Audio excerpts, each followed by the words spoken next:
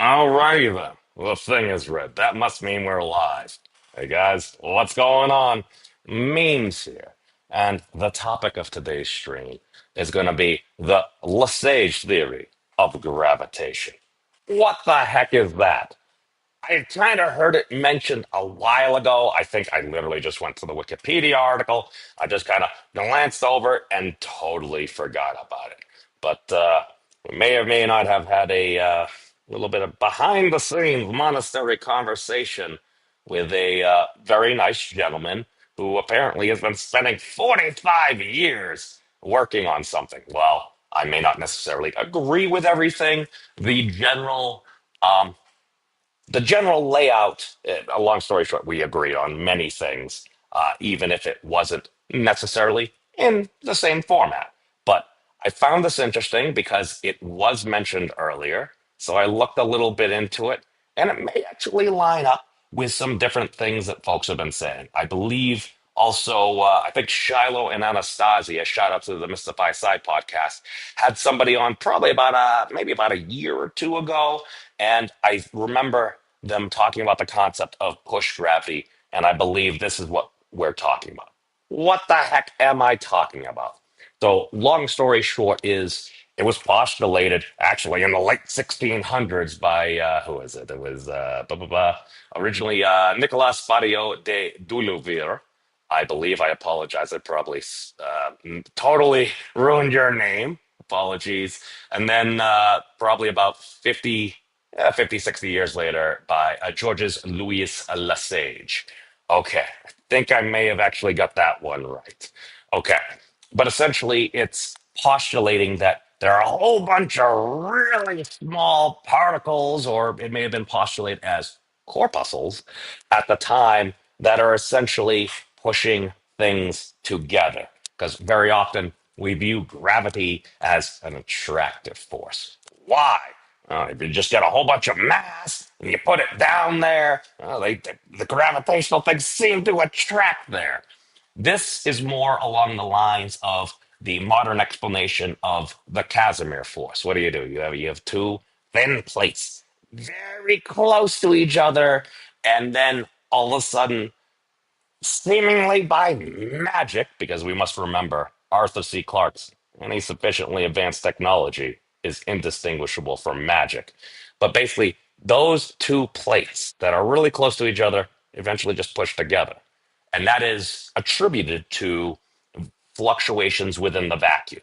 Essentially, there are particular wavelengths that might be blocked that within that short distance are being cut off, but they're still pushing essentially from the outside and it comes together. So, the best of my knowledge from going through this, and again, very briefly, just kind of reading through, bringing up some other sources that we're going to go through, and hopefully, y'all in the chat can actually help me out, and if I start speaking hot garbage, you let me know because well, I pretty much learn something from these discussions every single time because you never know where a good idea comes from. A lot of times, folks might just be like, oh, that's obvious, that's trivial. Everybody knows that. Here's the thing, I ain't everybody. I'm just a dude on the internet. I don't know really almost a dang thing. Arguably, no thing. But I digress. So let's see. Oh, don't worry. Hey, welcome, Poindexter. Listen, I was late to my own stream. I was probably about a couple minutes late. It's okay. It's okay. Am I simulcasting on another platform? This is currently, I think Facebook didn't like all the links, so I just pulled that off. I believe we are currently simulcasting to YouTube and the Twitters. So, no, Poindexter, you are not the only one here. We are joined by NS. I don't think I've seen you before. Welcome, my friend. Thank you for joining. Uh-oh. The YouTube algorithm's got my number. Have you been looking up Lesage gravity? Perhaps you can actually teach me about it because I am a total noob. So what we're going to do, of course, we're going to do the first zeroth level analysis, aka we're going to go to Wikipedia. And then we brought up some things.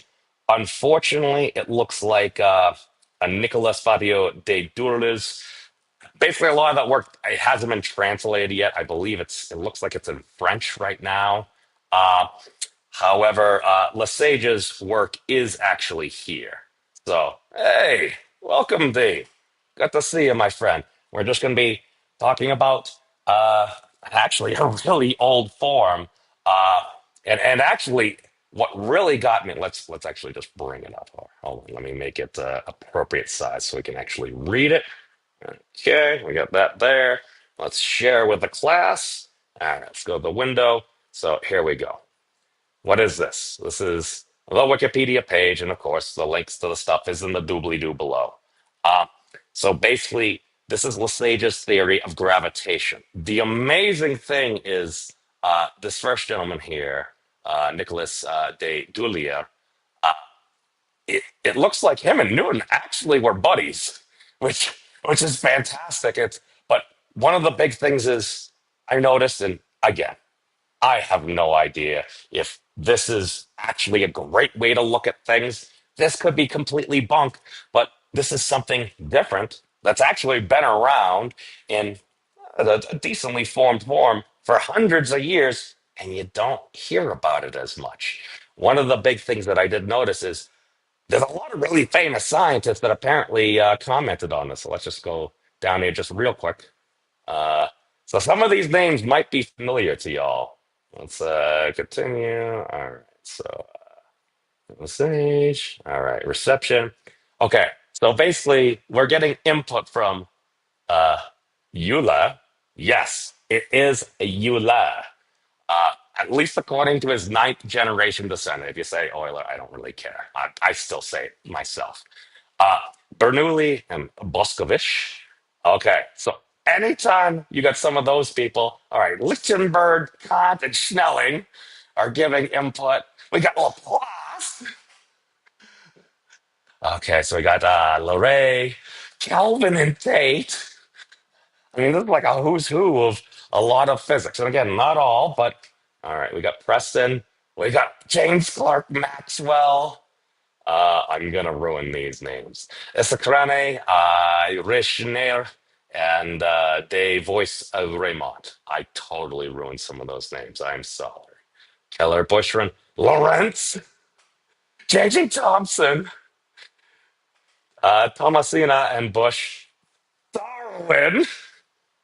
Pointy. I mean, I just look at this. I'm like, wow, why don't we hear about this more? And maybe we do. And maybe some of these folks, maybe they did take some of those things to inspire them, or maybe they just refuted it and they're like, no, this totally can't be the case.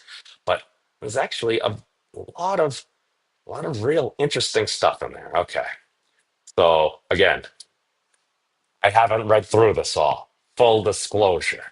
I'm not Kurt Mungle. I am not anywhere near as prepared as that gentleman. Shout out to Kurt. All right. Oh, we got Bill. Bill, good to see you, my friend. Oh, yeah. Shout out to my patrons, Dave M., Joe Franco, Bill. I am totally forgetting somebody. Oh, my God. Hold on. I need to go to my own dang description. Wow.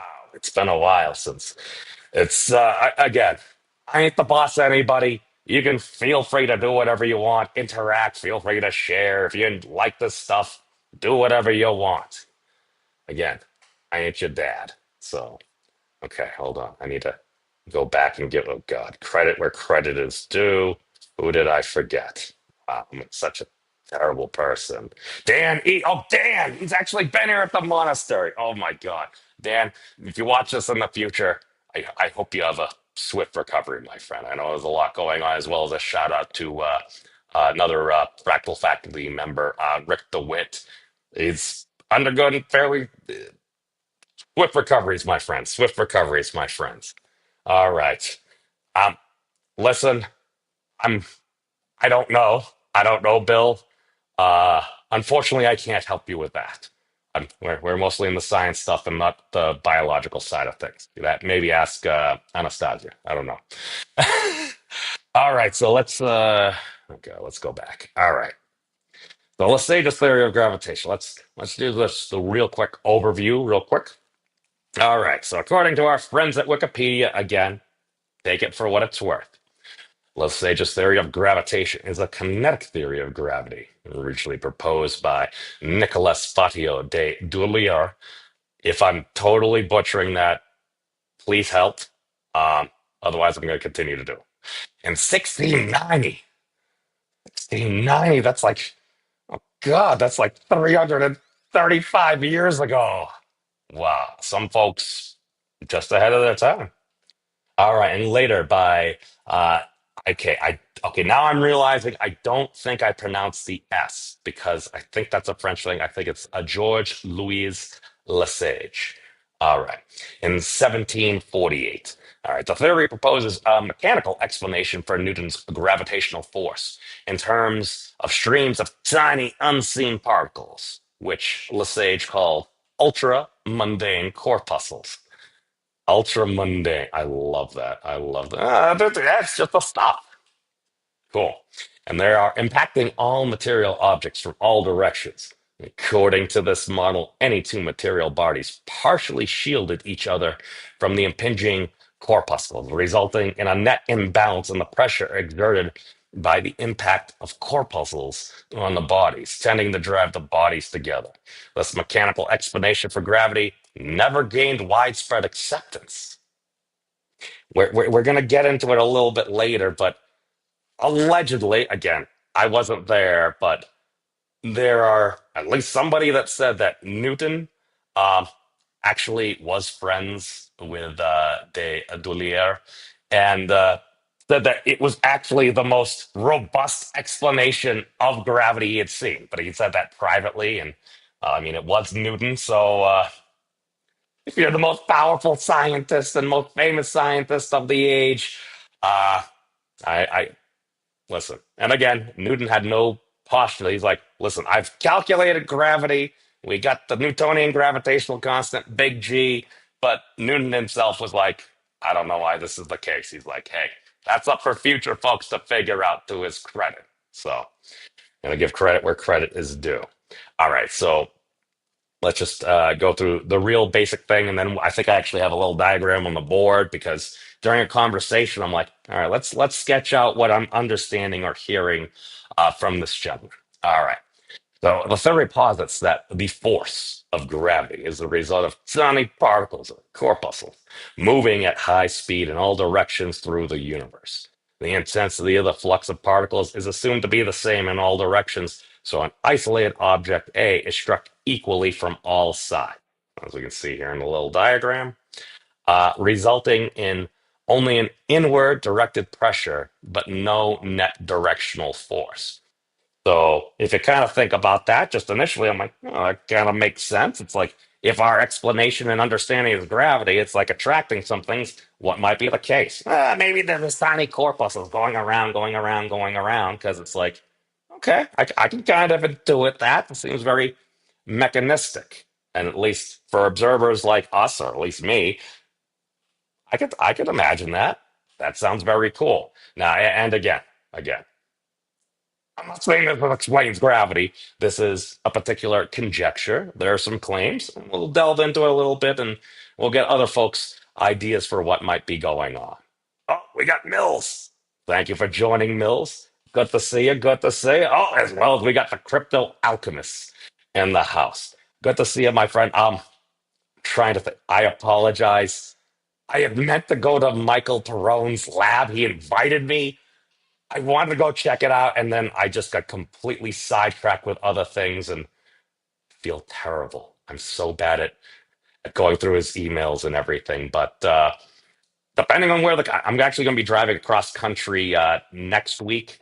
I got to take a flight out to Des Moines to pick up my car that's finally been repaired after a very long story.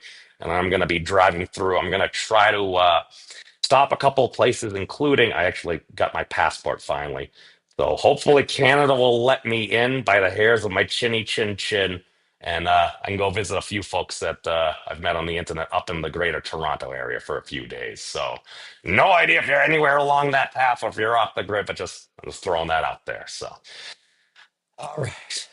So after tangent number three, all right. So let's just get into the core of it. So basically, the claim is that with a second object, B present. However, a fraction of the particles would that would otherwise have struck A from the direction of B is intercepted. So that B works as a shield, i.e., from the direction of BA, which would be struck by fewer particles than from the opposite direction. Likewise, B would be struck by fewer particles from the direction of A than from the opposite direction.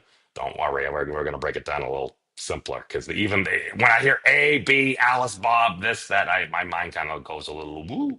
Uh, I like pictures. We're going to do some pictures. All right.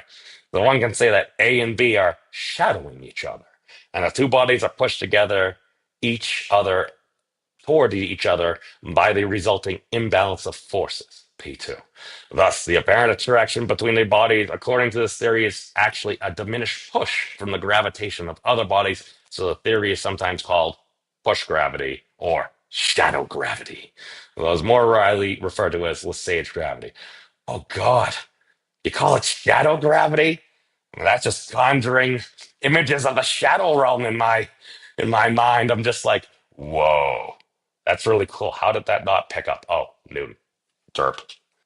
Okay, so basically, the general claim is, all right, if you've got stuff pushing in all directions, you got all these little corpuscles or particles or whatever type of quantum stuff you want, kind of like in the Casimir effect. Because again, Casimir effect, if these were basically two plates, and you've got some wavelengths that are still going and pushing on the outside, that is what we attribute to the Casimir effect and the plates going and coming together. All right. But basically, as we can see here, all right, you've got these particles going streaming in all directions. However, if you got two objects and they're kind of close to each other, and this dotted line is, I believe, inferring that you have unequal distribution of that pressure that's coming from all ends, that eventually there's going to be a force essentially pushing them together. So let's actually just go to the board. Got a little picture here. So let's actually make this a little bit darker. So, all right. So basically, you got you got one thing over here. All right, I'll darken this. I got make this a little bit more bold. So you got another thing over here. And you've got all these corpuscles, or whatever you want to think of them as, little particles, quanta, maybe vacuum fluctuations, if you would, that are basically coming in and they're pushing from all directions and everything. So if you just had a single one of these, if it has equal pressure, it's not going to do anything. It's just going to be there. You're just going to have a thing there. However, you have another thing, and you got all this particle like pressure going around, going around, going around, and pushing here. Essentially, if these things start getting close to each other, there's going to be a bit of a gap here. And it's kind of this gap. You might still have some stuff here, but you would have less of it there. And since if you got less of the stuff pushing in all directions, by just logic, you're like, all right, if there's a greater force on the outside, it's going to be pushing these things towards each other. I'm like, I mean, that makes a lot of sense.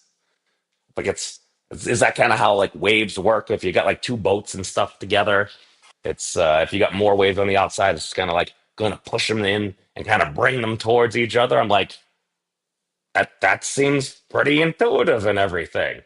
Uh, so it's very cool. Oh, and oh, sorry, I'm not sure if the gentleman wanted me to share his stuff, but to be fair, he did say he just kind of wanted the stuff out there, and it was a gentleman that I'm going to try to keep my. Hold on.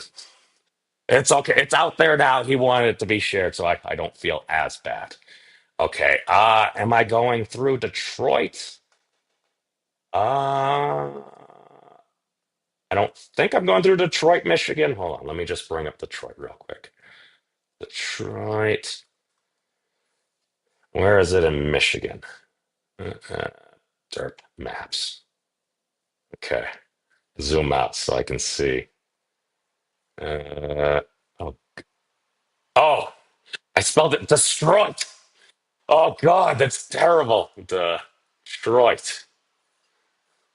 Like you could not find Detroit, Michigan.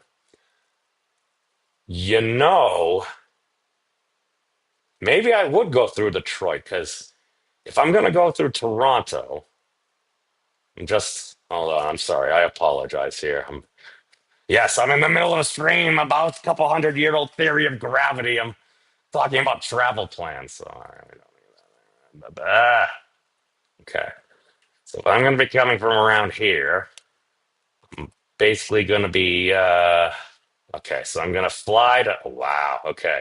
So I'm going to fly to Des Moines, and then I'm going to drive, and then let's see. I'm trying to think. I think I have some friends in either Minnesota. I might be a little out of the way this time. I'm going to try to see if I can visit maybe Pipes if she's around in Ohio. Um, You know what? Maybe I will take a trip through Detroit because originally I usually just go up this way. And as I'm going through New York, I'm like, literally, Toronto's like an hour and a half, maybe 2 hours out of the way. And I'm like, well, I know a good number of folks from the greater Toronto area. I've never been to Toronto. I've been to Montreal, but God, that was ages ago. That was before you even needed a passport or a passport card to cross over. It's like, you got a license? Yeah. Okay. Y'all look good. Fine. God. Probably not excessively drink on St. Catherine Street, so because we won't get into that. But yeah, no, maybe I'll go through Detroit. Yeah, no, we'll keep in touch, Bill. Could totally do that. Yeah, the Amdastas Bridge. Oh, there's a tunnel. Ooh, I do like good bridges. Huh. Okay, we might be able to make that work. Groovy. All right. Yeah, yeah. No, just send me a private message. Don't disclose anything private on here. So, all right. Let's. Where are we? All right. So I'm back to Lesage gravity. All right, cool. See, networking. Networking is cool. The power of the internet. The internet working as intended, I claim. I mean, you just complain about everything in the world. That's hey, you do you, boo. Uh, all right. So, back to Lewis Sage theory of gravitation. Let me just caffeinate slightly. All right, we're back on the nature of collisions. All right.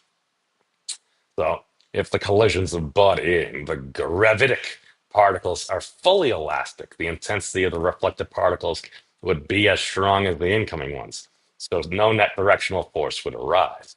The same is true if a second body B was introduced, where B acts as a shield against a gravitic, uh, gravitic. I'm adding an itic in there. Grav. I'm just going to keep saying gravitic because otherwise I'm going to confuse myself. Particles in the direction of A. The gravitic particle C, which ordinarily would strike A, is blocked by B, but another particle D, which ordinarily would have struck A, is redirected by the reflection on B, therefore replaces C, thus the collisions are fully elastic. Okay, it started to lose me there, but I'm thinking if you got a whole, I think the technical term is buttload of stuff going around, going around, going around. It's going to kind of net out. And then if you're essentially, you don't have all that stuff within that gap, it's just going to eventually be forced together. All right. Please correct me because I'm sure that was a very ineloquent statement. Okay. Thus, if the collisions are fully elastic, the reflected particles between A and B would fully compensate for any shadowing effect. In order to account for a net gravitational force, it must be assumed that the collisions are not fully elastic. Ah, okay. So I totally said that wrong because I'm like, wait. So just because if you're looking at this, it's like, all right, stuff's coming in, but stuff is bouncing off. So if you're thinking that they are elastic, is that what it's saying? Yes. If it's fully elastic, everything's just going to cancel out and then you're not going to have any stuff.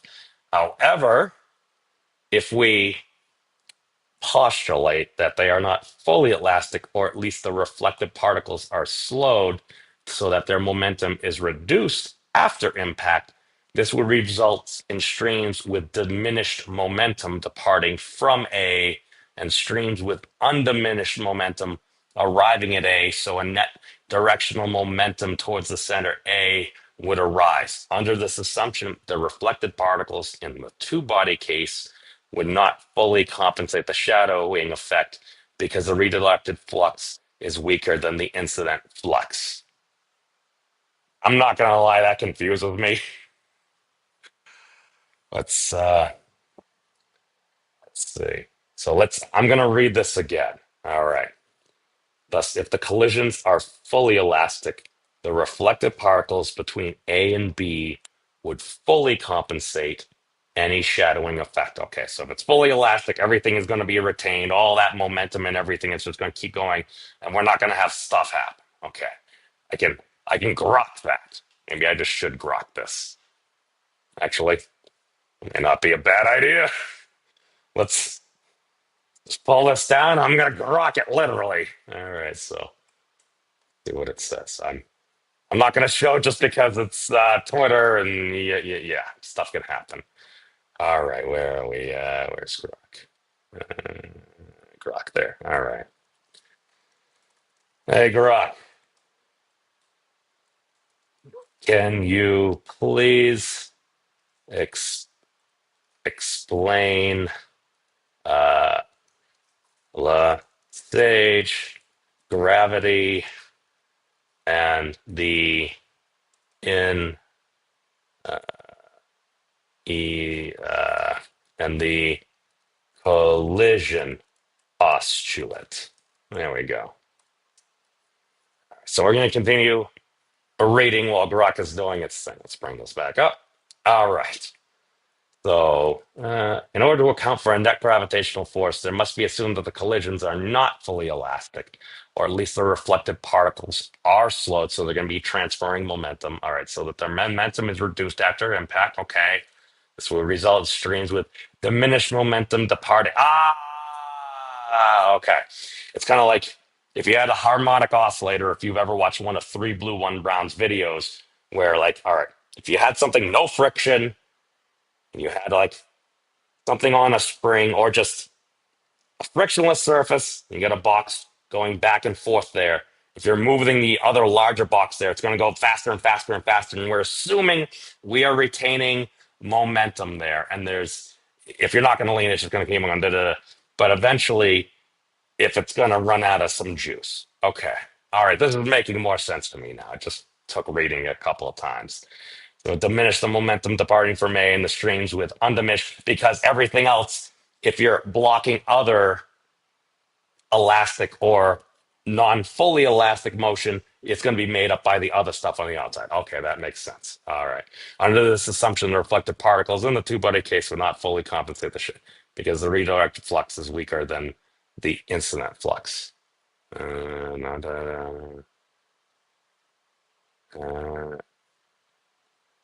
from A, so in that direction toward the center of A would arise. Okay. Hmm. Not, oh, okay, okay. All right. Cool. I think I got that. Let's just double check. Blah, blah, blah. So Bill is commenting, I wonder about this model. Say if you have a vacuum tube with a broken part in, how would gravity pull the broken part down in this model? Ooh, um, not exactly sure. Uh, so if we're talking about like hold on, let's stop this. So are you talking about like, let's go over here. We got room. So I'm just kind of thinking, I'm like, all right, thing here, friction, friction equals zero. I'm just kind of thinking, I'm like, all right, we got like a thing here, and this is kind of going that way. And it's going to bounce into something. Let's just say you get the big, ginormous thing over here, and it's actually on the edge. If there was nothing here, once you get this, and if it's perfectly elastic, the box is going to go down this way, it's bounce, and I'll just keep on going forever. However, if it loses some momentum after it hits this, it's going to go back there, it's going to hit this, it's going to lose momentum. And then Three Blue plus One Brown did that great video, or, or maybe it was somebody else, but basically they were calculating the digits of pi using this, and apparently, I think they got to maybe about two-ish digits or so, but under ideal circumstances, you're going to start getting the digits of pi, and you're like, how the heck does that even work? They explain it, but you're still like, that seems crazy. Pi is everywhere. I don't know. Is that why people like pizzas? Again, I'm playing a semantic game with that, but yeah, dude. I mean, that was fantastic. And they actually go into the lab, and again, getting the digits of pi. Again, it was extremely hard to get any level of precision. It's kind of like measuring gravity. It's incredibly hard. I think Thad said at one point, he's like, yeah, we actually tried to do that when we were in school. It's like, yeah, we barely got like one digit precision. We may have almost got the second digit, but it's like, yeah, trucks going by down the street. It's like, it's going to throw in noise into your experiment. So again, extremely, extremely difficult. Go have some of pie, have pumpkin. Pumpkin pizza. Oh, is that a Michigan thing? I don't know. It's my initial reaction was to go, but then again, it's like I have eaten pizza that has pineapple on it. And the key to the pineapple on pizza argument is usually people are often talking about Hawaiian pizza because you have the balance of the sweetness with the saltiness. Now, people often don't say that and they just say pineapple on pizza, usually, I think, to trigger folks. That's an opinion. So I digress. All right. No, if I'm in the area, no, I'll totally grab a piece. That'd be cool, man. All right. There's a lot here, so we gotta keep going. Oh God, I've been already going on for half an hour. I mean, this is fun. This is fun. I love talking with folks and learning things. So, all right, the inverse square law. Since it is assumed that some or all of the gravitic particles converging on an object are either absorbed or slowed down by the object, it follows that the intensity of the flux of gravitic particles emanating from the direction of a massive object is less than the flux converging on the object. Okay, so let me read that again.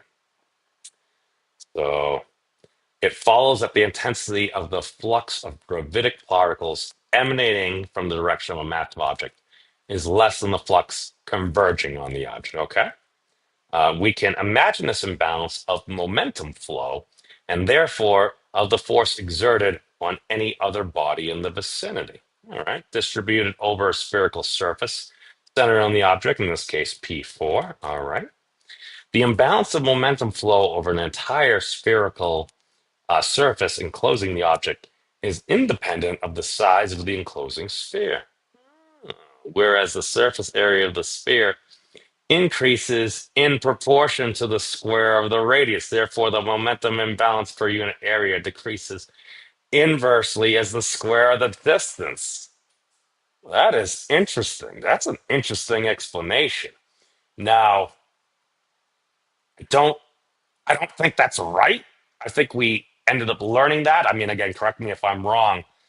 Just because if you happen to have a black hole, it's or what we know as black holes, dark stars, whatever, incredibly compact, dense objects.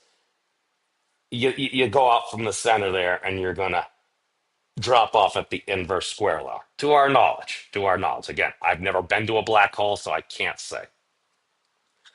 Uh, but the idea here is like if you had a big ball and kind of like it, like have one of those therapy balls, so it would drop off more, or it would have a certain displacement that would be greater, so you would expect a greater net effect. I think that's what it's saying. And again, this is from something hundreds of years ago before we had modern equipment and measurements and everything. Oh God, I'm not even showing the thing. I apologize. Let me represent. I'm reading there, and it's like, what the heck is this guy just babbling on about? Okay, so essentially here they're saying that there's an inverse square relation by basically as your radius goes up and everything because Huh. Well, maybe that's a generalization statement there because volume goes up cubically while surface area goes up by a lower power. That's why volume increases a lot faster, and hence why many folks are like, that's like King Kong and Godzilla could not exist. Now, I don't know about Kong, but I would postulate that Godzilla exists because he can, because, well, I also identified as Godzilla when I was in preschool for like 2 weeks. So uh, I digress. I digress. Again, that's not science. That's just a personal opinion about how things could magically work. I'm just saying. All right. So let's continue here. All right. So mass proportionality. From the premises outlined so far, there arises only a force which is proportional to the surface of the bodies, kind of like we were going over before. But gravity is proportional to the masses. Ah, yes. I just need to read two more sentences to should probably just shut up and read. It's proportional to the masses. To satisfy the need for mass proportionality, the theory posits that A, the basic elements of matter are very small so that the gross matter consists mostly of empty space, and that B, the particles are so small that only a fraction of them would be intercepted by the gross matter. The result is that the shadow of each body is proportional to the surface of every single element of matter. All right. It is then assumed that the elementary opaque elements of all matter are identical, i.e., having the same ratio of density to area. It will follow that the shadow effect is at least approximately proportionate to the mass. Okay. So now we're talking about the mass, and now we're talking about a volume and a mass. I mean, that sounds like density because, well, that kind of is the definition of density, the amount of stuff you have crammed into a particular area. Because, well, Planck density is Planck mass divided by the Planck volume. So, okay. All right. Cool. All right. Oh, look, permeability. That's a word we like seeing. We were talking to Sandro a little bit about that before. He was expressing yesterday how perhaps we should consider the perspective of temperature itself, and maybe good old Ludwig Boltzmann just didn't have enough modern instrumentation, and maybe there's something else going on there. Because if there are experiments, and again, I would like to see a very well done modern experiment, but if you got a couple experiments saying that, well, things are hotter, the gravitational effect seems to weaken a little, and that seems to go against everything we know because, well, if E equals mc square, just again for a rest mass, you would think that if you're increasing the temperature, you're increasing its energy, therefore its mass should go up. That's what we would assume. Now, if there are good experiments, and again, those experiments, again, I think one of them was like a single name author, but they were attempting to replicate something. Um, and again, measuring gravity is incredibly hard to do. So it would be interesting. And again, if there is some deviation and it goes against what we think, I mean, that seems like something that would be worth investigating, in my opinion. All right. Fatio. Nicolas Fatio presented the first formulation of his thoughts on gravitation in a letter to Christian Huygens. Huygens! Yes, that one. In the spring of 1690, 2 days later, Fatio read the content of the letter before the Royal Society in London. In the following years, Fatio composed several drafts, manuscripts of his major work, De la Cause de la Primatur. I think it's this dude over here. Yes. So this was, yep. Okay. Oh, that's only a little snippet too. All right. So I think this was actually, yeah, Monsieur. Yeah, so that looks like it's French to me. I don't speak French, so apologies. All right, let's go back here. Blah, blah, blah. Okay. None of this material was published in his lifetime. That seems familiar. All those heretics of the past, you gotta wait till after you're gone, because otherwise people would. I don't know. Does Twitter make more sense right now? Does the internet make more sense? Because if you said something else online, people would metaphorically, quote unquote, destroy you. Huh. The more things change, the more things stay the same. All right. In 1731, Fatio also sent his theory as a Latin poem in the style of Lucretius to the Paris Academy of Science, but it was dismissed. Some fragments of these manuscripts and copies of the poem were later acquired by Lesage, who failed to find a publisher for Fatio's papers, so it lasted until 1929, when the only complete copy of Fatio's manuscript was published by Karl Bupp in 1949. So it took 1690, so 239 years. All right. I remember living through, I think, the United States 240th birthday. So, wow. Yeah, some folks ahead of their time. All right. Da-da. Gandhi used the collected fragments in possession of Lesage to reconstruct the paper.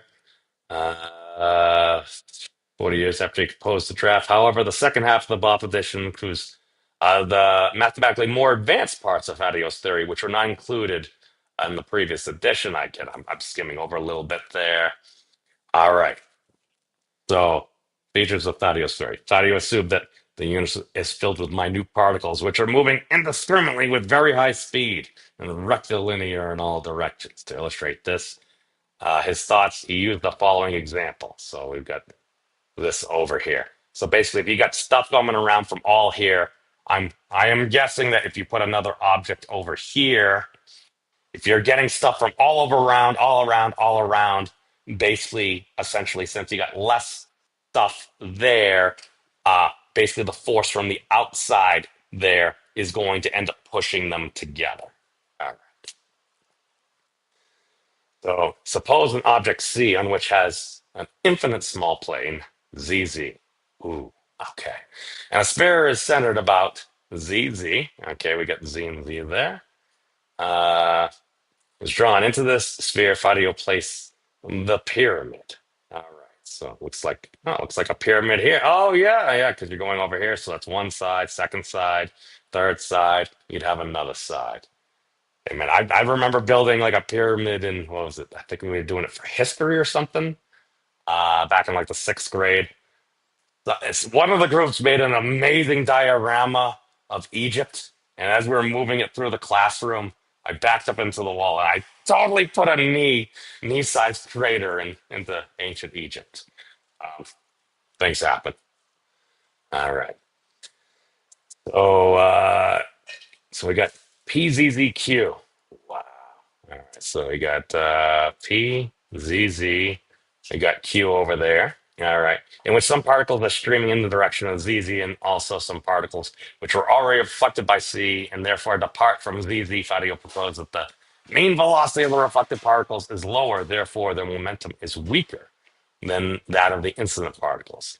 The result is one stream which pushes all bodies in the direction of ZZ. That so on one hand, the speed of the stream remains constant, but on the other hand, at larger proximity to ZZ, the density of the stream increases, and therefore its intensity is proportional to 1 over r squared. And because one can draw an infinite number of such pyramids around C, the proportionality applies to the entire range around C.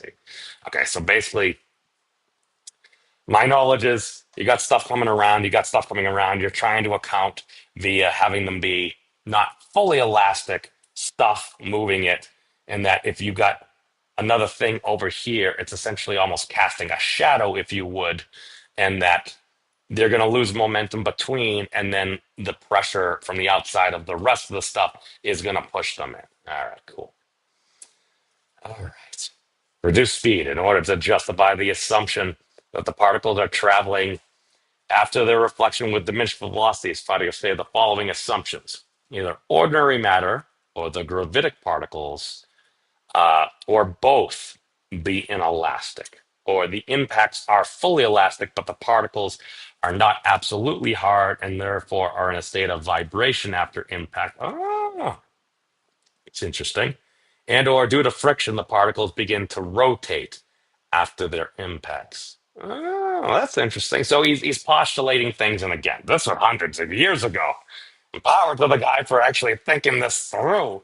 to try to account for all this without modern technology or computational power as well. So these passages are the most incomprehensible part of Fatio's theory because he never clearly decided on which sort of collision he actually preferred. So he's postulating potential explanations, but he's not sticking with one, which, to be fair, if you don't have the ability to actually observe it, you're going to postulate different ideas. Hey, I'm the same. It's like, until I get more information, maybe it's this, maybe it's this, maybe it's none of the above.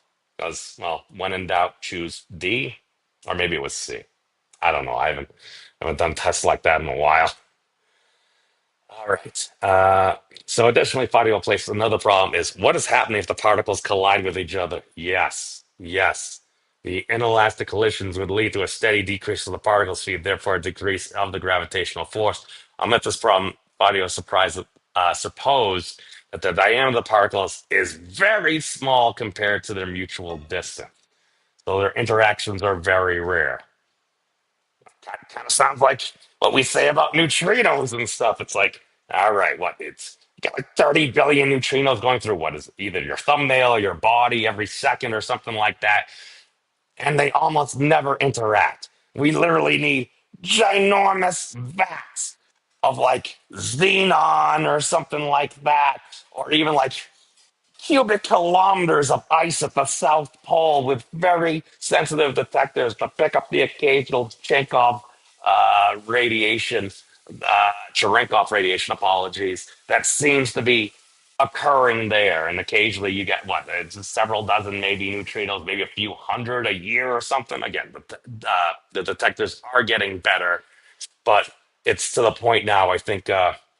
Was we're running into the quote unquote neutrino fog because I think it was about 2 maybe 3 years ago. Professor Keating had on I believe one of the gentlemen from the Ice Cube Observatory at the South Pole, where basically they have like cubic kilometer or so of ice with all these detectors, and I think it was that interview.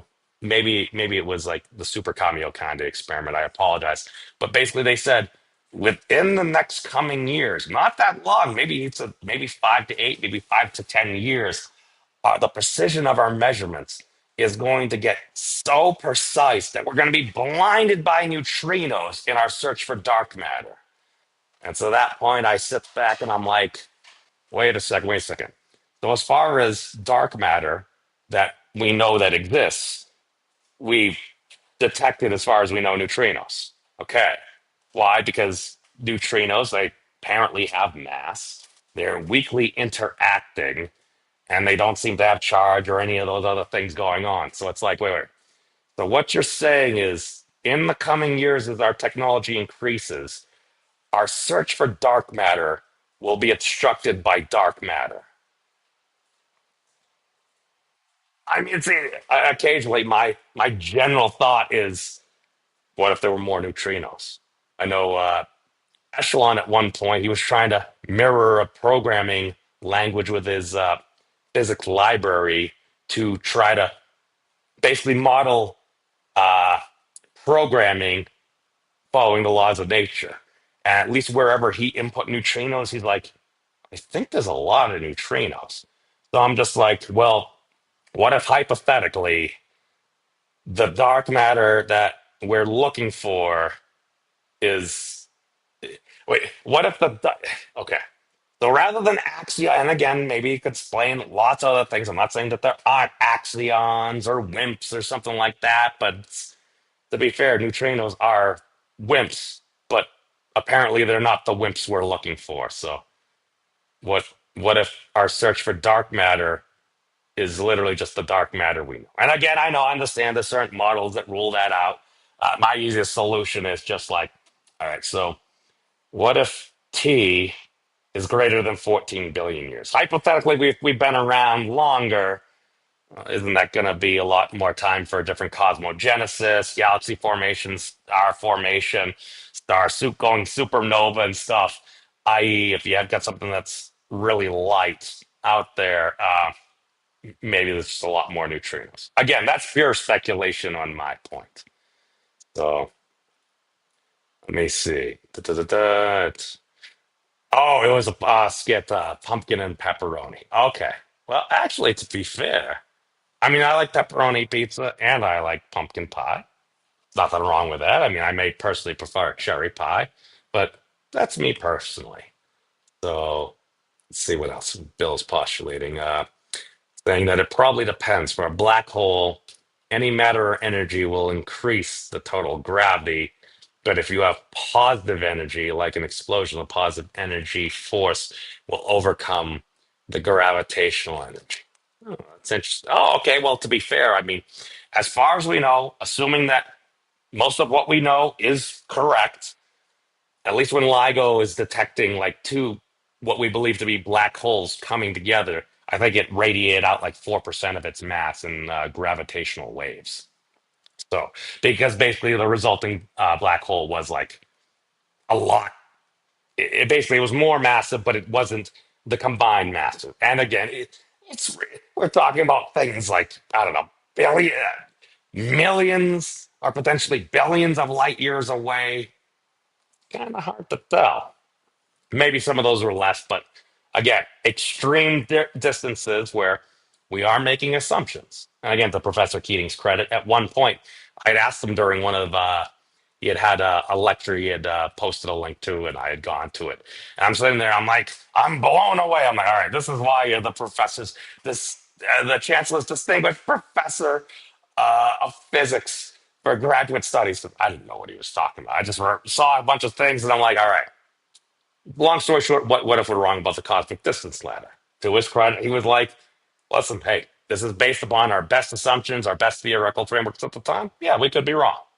It's honest. I appreciate that. All right. So, how does this theory deal with time dilation from gravity? I see the reflection asymmetry. How does time dilate in that local region? That's a great question, Bill. I'm not sure if time dilation was even known back then. I kind of doubt that that's that's why again, this is an old school thing where if you're going to get to the point where it's like, all right, then you can observe an effect. Now you have more data, and the more data we have, the better we can try to refine things. Because at least when I was in high school, that's how they described the scientific method. What are you going to do? You're going to try to account for an infinite number of variables as best you can to try to get the most accurate results possible. And then the rest you're supposed to have in your error box. Be like, listen, there could be some statistical error here. There could be some experimental error here. It's tough. Condensation. Fatio thought for a long time that since corpuscles approach material bodies at a higher speed than they recede from them after reflection, there would be a progressive accumulation of corpuscles near material bodies, an effect which he called condensation. However, he later realized that although the incoming corpuscles are quicker, they are spaced out further apart than are the reflected corpuscles, so that the inward and outward flow rates are the same. Hence, there is no secular accumulation of corpuscles, i.e., the density of the reflected corpuscles remains constant, assuming they are small enough that no noticeably greater rate of self collisions occur near the massive body. Okay, so basically, it's like they're ridiculously small. They somehow interact with these massive things, but they almost never interact with each other because otherwise they'll be losing too much momentum. And then you're going to have all this stuff around there, which I don't know, maybe is that a good explanation for dark matter? I don't know. Uh, More importantly, Fadio noted that by increasing both the velocity and the elasticity of the corpuscles, the difference between the speeds of the incoming and reflected corpuscles, and hence the difference in densities, can be made arbitrarily small while still maintaining the same gravitation, effective gravitational force. Okay. Uh, yeah, there is a lot of stuff here. Here's the thing. We got about 5 minutes left, and I realize I've just been kind of let's get to the gossip because isn't that what folk? Okay, first let's go to the infinity problem because this is something that caught my eye. All right.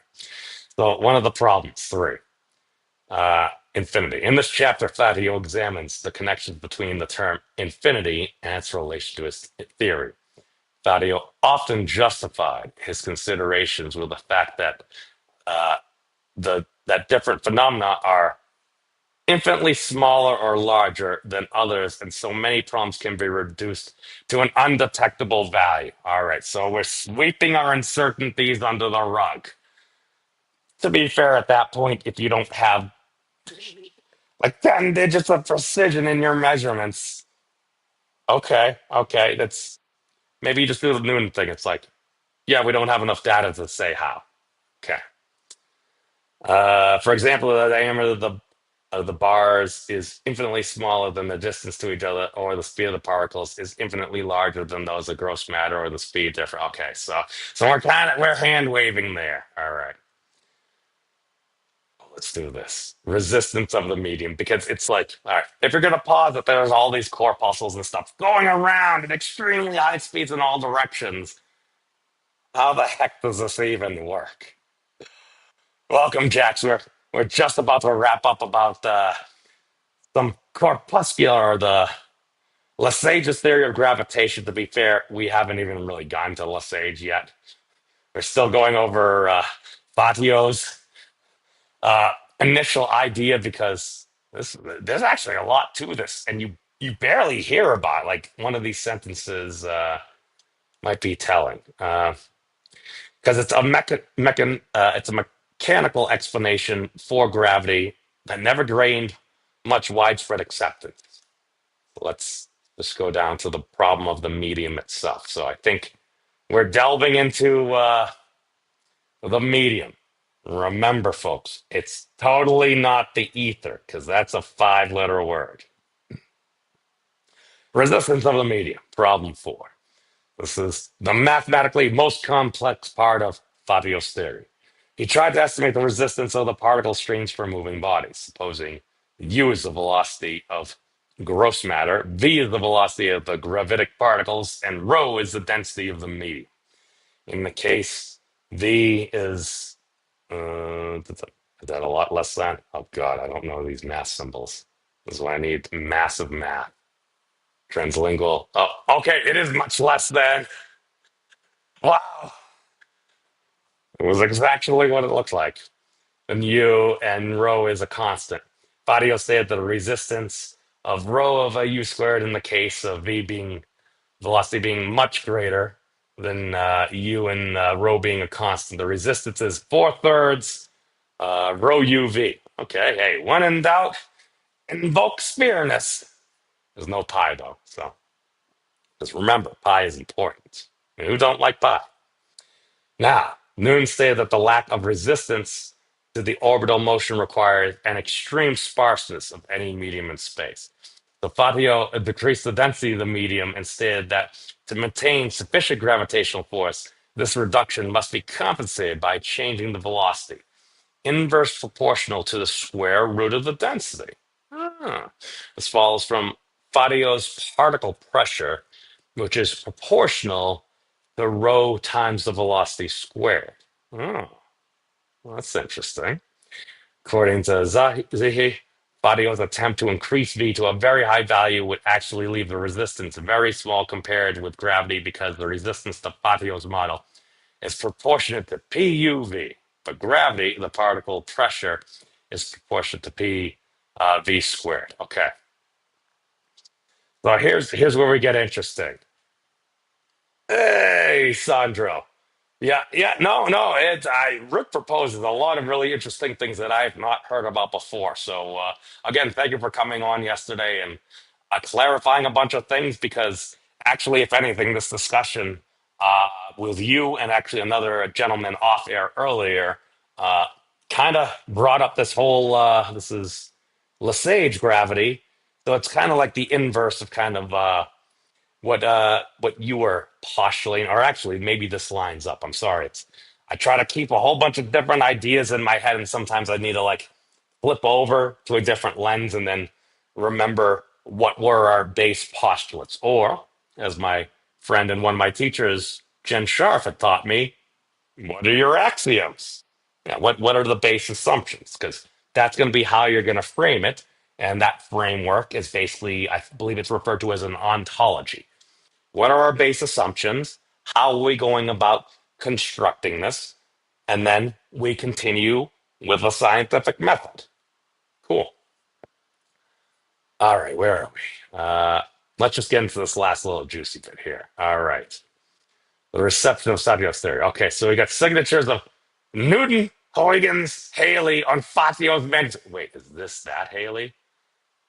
Oh my God. It's a Haley comet, Haley, I think. Okay. There was a strong person, this is according to Wikipedia, take what's worth. I wasn't there at the time. There was a strong personal relationship between Isaac Newton and Fatio in the years 1690 to 1693. Newton's statements on Fatio's theory differed widely. For example, after describing the necessary conditions for a mechanical explanation of gravity, he wrote in an unpublished note in his own printed copy of the Principia in 1692. The unique hypothesis by which gravity can be explained is, however, of this kind and was first devised by the most ingenious geometer, Mr. N. Fatio. On the other hand, Fatio himself stated that although Newton had commented privately that Fatio's theory was the best possible mechanical explanation of gravity, he also acknowledged that Newton tended to believe that the true explanation of gravity was not mechanical. Also, Gregory noted in the memoranda, Mr. Newton and Mr. Haley laugh at Mr. Fatio's manner of explaining gravity. This was allegedly noted by him on December 28, 1691. However, the real date is unknown because both ink and feather which were used differ from the rest of the page. So maybe that was an afterthought. Maybe somebody wrote it. Yes, yes, because nobody has ever fabricated things in the history ever. After 1694, the relationship between the two men cooled down. All right. Let's just finish off here. Let's see what they're talking about Huygens. And again, this is Wikipedia. For God, I'm probably going to have to do another stream on this at some point because there's so much here and we didn't actually get to the actual Lesage's actual work. Okay. Let's go back and let's finish with the gossip of famous scientists and Fatio. Christian Huygens was the first person informed by Fatio of this theory, but never accepted it. Fatio believed that he had convinced Huygens of the consistency of his theory, but Huygens denied this in a letter to Gottfried Leibniz. There was also a short correspondence between Fatio and Leibniz on the theory. Leibniz criticized Fatio's theory for demanding empty space between the particles, which was rejected by him, Leibniz, on philosophical grounds. Jacob Bernoulli expressed an interest in Fatio's theory and urged Fatio to write his thoughts on gravitation in a complete manuscript, which was actually done by Fatio. Bernoulli then copied the manuscript, which now resides in the University Library of Basel and was the base of the Bop edition. That sounds really, it was the base of the Bop. I understand that's a name, I apologize, but the base of the Bop. It reminds you of bopping. Nevertheless, Fatio's theory remains largely unknown, with a few exceptions like Kramer and Lesage, because he never was able to formally publish his works, and he fell under the influence of a group of religious fanatics called the French Prophets, which belonged to the Casimirides, and therefore his public reputation was ruined. Okay, so it sounds like one of the reasons why we don't hear a lot about this, because Fatio, one of the generators, was essentially Twitterized is he was quote unquote destroyed by a bunch of folks that took umbrage with his claims because that's never happened. It's not like Hippasus of Metapontum died for root 2. Pythagoreans. I know, but whew, that was a bunch. Still, my brain is expanding in all different directions. It's getting tired, but that's a good thing. That means I should probably go and work out now and learn some more programming for the Wolf from Summer School. So, all right. Oh, it sounds kind of like Verlinde style somewhat. That sounds very familiar. I feel like I've seen him on somewhere, but all right. Let's see. So, oh yeah, no, Bill, yeah, no, yeah, Sandro is actually on, and yeah, there's links to his stuff there, and some very interesting things over there. So who knows? Maybe a few other folks that are watching this now, or maybe temporally in the future. Maybe there'll be some new relationships forged, some collaboration, because it's the internet. like a chakra, can be used as a tool to help bring folks together or as a weapon to drive us apart. Again, I ain't your dad. You do what you want. So, again, if you happen to like this stuff, if you feel this is worth spreading around, you can totally do that. Again, I ain't your dad. If I am, not that I know of. Knock on wood. Okay. But other than that, thank you all for joining. Take care of yourselves. It's a wacky and wild world out there, but let's hoping for a better tomorrow. So peace out, everybody. Catch you next time.